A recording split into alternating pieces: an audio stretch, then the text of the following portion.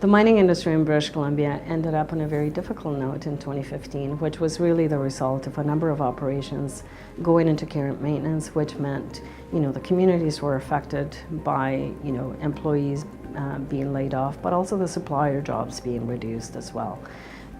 This lingered into 2016, and it was a very difficult, I would say the first and the second quarter were actually quite difficult for the industry.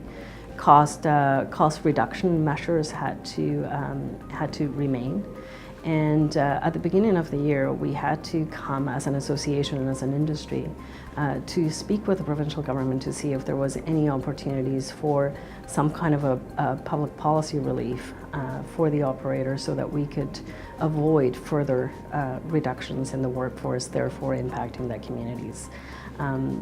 We were very successful, and we are appreciative of the response that we had from the provincial government in implementing a program that allowed our operators to get some relief at an operational level as far as costs were concerned.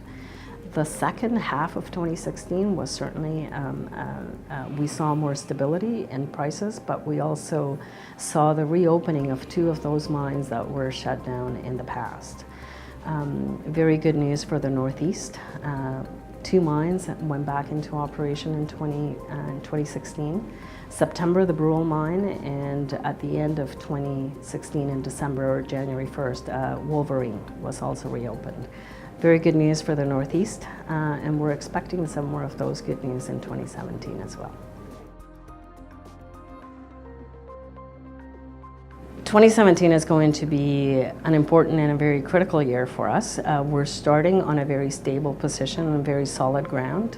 The first decision was the announcement of the BC government to commit to the elimination of the PST on electricity, full elimination by 2019.